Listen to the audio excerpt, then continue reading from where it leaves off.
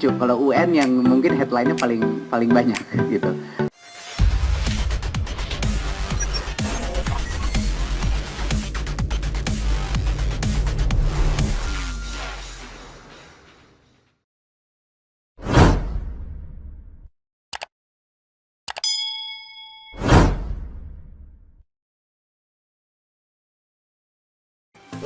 Lucu kalau UN yang mungkin headline-nya paling banyak gitu. UN, apa isu pertama UN? Bisa lihat slide-nya UN? Ya. Kalau ini saya rasa bapak-bapak ibu-ibu yang punya anak atau mungkin dulu pernah melewati UN pasti sudah mengerti bahwa ya isunya cukup jelas ya, bahwa karena kepadatan materi, karena ini berdasarkan mata pelajaran, sehingga itu kayak ada tumpukan informasi yang harus dihafal untuk mendapatkan angka yang baik. Karena cuma ada beberapa jam untuk melakukan itu, sehingga semua materi harus di cover.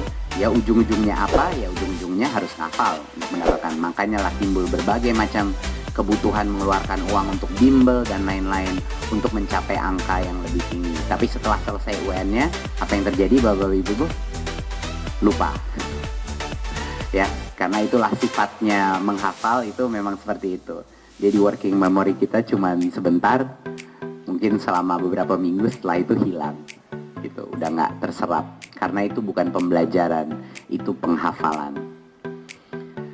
Lalu ini menjadi beban stres bagi siswa, guru, dan orang tua, walaupun undang-undang sudah jelas mengatakan bahwa ujian nasional itu adalah untuk mengakses sistem pendidikan.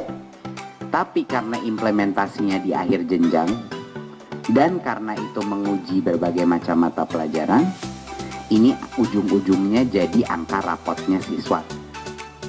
Di mana itu mengikuti itu siswa bukan hanya pada saat seleksi masuk SMP atau SMA, tapi diikuti seumur hidup bapak-bapak dan ibu-ibu. 3 jam mengambil suatu asesmen pilihan ganda, menghantui dirinya seumur hidup. Ini merupakan hal yang tidak adil. Ini tidak adil dan menurut saya tidak fair. Jadinya apa yang kita lakukan isu ketiga adalah ini untuk bisa menilai hanya aspek kognitif pun itu belum lengkap, karena itu bukan kognitif yang dites, itu adalah aspek memori. Ya, aspek memori dan kognitif pada dua hal yang berbeda sebenarnya. Dia sama sekali bahkan tidak menyentuh karakter, values daripada itu anak. Yang bisa dibilang sama pentingnya, mungkin lebih penting daripada kemampuan kognitif. Apa sih asesmen kompetensi? Mohon diyakinkan bahwa Kemendikbud tidak akan membuat keputusan seperti ini tanpa ada basisnya, tanpa ada standarnya. Makanya kita telah menarik inspirasi dari berbagai macam asesmen dari seluruh dunia, bukan hanya di Indonesia. Kita bekerja sama dengan berbagai macam organisasi seperti organisasi yang membuat PISA, yaitu OECD, dan TIMSS juga, satu lagi, sifat assessment, yang semuanya mengakses secara murni kompetensi bernalar. Kompetensi bernalar. Itu artinya apa? Konten daripada asesmen kompetensi itu artinya itu merupakan suatu daya analisa dari suatu konteks informasi, dan murid itu harus melakukan analisa berdasarkan informasi itu. Makanya topiknya cuma 2. Satu adalah literasi, yaitu kemampuan bukan membaca, kemampuan memahami konsep bacaan. Dan yang kedua adalah numerasi, yaitu bukan kemampuan menghitung, tapi kemampuan mengaplikasikan konsep hitung berhitung di dalam suatu konteks yang abstrak atau yang nyata. Dan yang terakhir adalah survei karakter.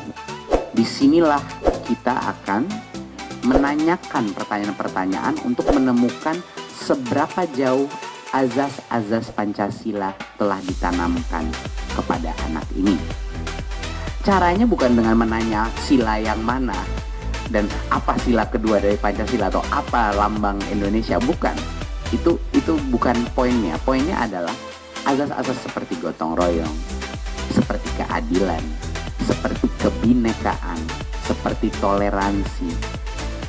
Hal-hal seperti ini akan kita berubah menjadi format yang sangat simple dengan survei untuk menanyakan apakah ini anak dikondisikan dengan aman.